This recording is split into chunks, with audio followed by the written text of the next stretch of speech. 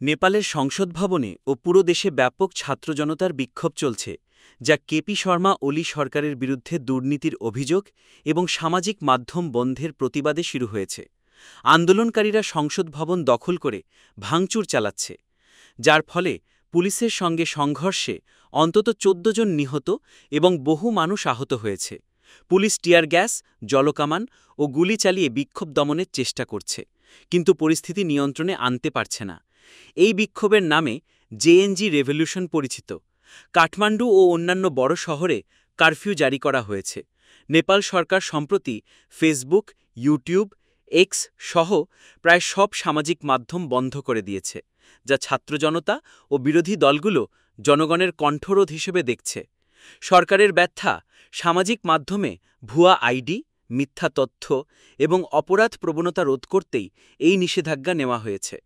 তবে বিরোধীরা মনে করে এই পদক্ষেপের উদ্দেশ্য সরকারের বিরুদ্ধে প্রতিবাদ বন্ধ করা।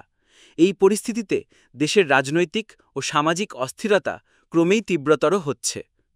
নেপালের সংসদ ভবনে ছাত্র জনতার বিক্ষোভ শুরু দুর্নীতির অভিযোগ ও সামাজিক মাধ্যম নিষেধাজ্ঞার প্রতিবাদে। পুলিশের সঙ্গে বিক্ষোভকারীদের সংঘর্ষ, অন্তত ১৪ জন নিহতের তথ্য। কাঠমান্ডুতে কারফিউ জারি, নিরাপত্তা বাড়ানো হয়েছে উচ্চ নিরাপত্তা এলাকায়। ফেসবুক, ইউটিউব, এক্স সহ সামাজিক মাধ্যম বন্ধের ঘোষণা, সরকারের পক্ষ থেকে অপব্যবহার রোধের দাবি। বিরোধী দল ও ছাত্র জনতার অভিযোগ, সামাজিক মাধ্যম বন্ধ করে প্রতিবাদ দমন। গুরুতর আহততে হাসপাতালে চিকিৎসা চলছে, গুলিবিদ্ধসহ বিভিন্ন আঘাত পাওয়া গেছে। জেএনজি রেভলিউশন নামে আন্দোলন ছড়িয়ে পড়ছে দেশের বিভিন্ন জায়গায়। নেপালের সংসদ ভবনে ছাত্র জনতার বিক্ষোভ কেবল দুর্নীতির বিরুদ্ধে নয়, সামাজিক মাধ্যম বন্ধের বিরুদ্ধেও। এটি দেশের রাজনৈতিক জীবনে গভীর অস্থিরতা ও অসন্তোষের সূচনা করেছে। সরকার ও জনগণের মধ্যে বিশ্বাসের ঘাটতি স্পষ্ট হয়ে উঠেছে। পুলিশের সঙ্গে বিক্ষোভকারীদের সংঘর্ষে নিহতের সংখ্যা সরকারি ও গণমাধ্যমের বক্তব্যে ভিন্নতা রয়েছে। এটি তথ্যের স্বচ্ছতার অভাব এবং পরিস্থিতির জটিলতার ইঙ্গিত দেয়।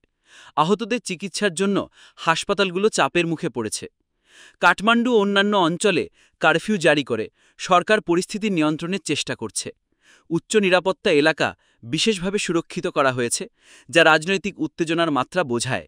সরকার সামাজিক মাধ্যম বন্ধের পেছনে অপব্যবহার ও অপরাধের আশঙ্কা তুলে ধরলেও এটি জনমত ও বিরোধীদের কাছে গণতন্ত্রের প্রতি আঘাতের হিসাবে দেখা হচ্ছে। প্রযুক্তি ও তথ্যের স্বাধীনতা নিয়ে বড় ধরনের বিতর্ক সৃষ্টি হয়েছে। বিরোধীরা মনে করে সামাজিক মাধ্যম বন্ধ করে সরকার তাদের কণ্ঠরোধে লিপ্ত হয়েছে, যা দেশীয় রাজনীতিতে ক্ষমতার অপব্যবহারের প্রতীক। এই পদক্ষেপ রাজনৈতিক প্রতিযোগিতার একটি নতুন ধাপের সূচনা করেছে। গুলিবিদ্ধ এবং গুরুতর আহতদের চিকিৎসা চলছে, তবে স্বাস্থ্যসেবা ব্যবস্থার ওপর চাপ বেড়েছে।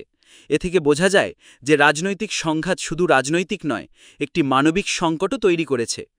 জেএনজি রেভলিউশন নামে এই আন্দোলন তরুণ প্রজন্মের মধ্যে ব্যাপক সমর্থন পাচ্ছে, যা সরকারের বিরুদ্ধে গণ আন্দোলনের নতুন মাত্রা যোগ করেছে। এটি ভবিষ্যতে দেশের রাজনৈতিক প্রক্রিয়ায় বড় ধরনের প্রভাব ফেলতে পারে।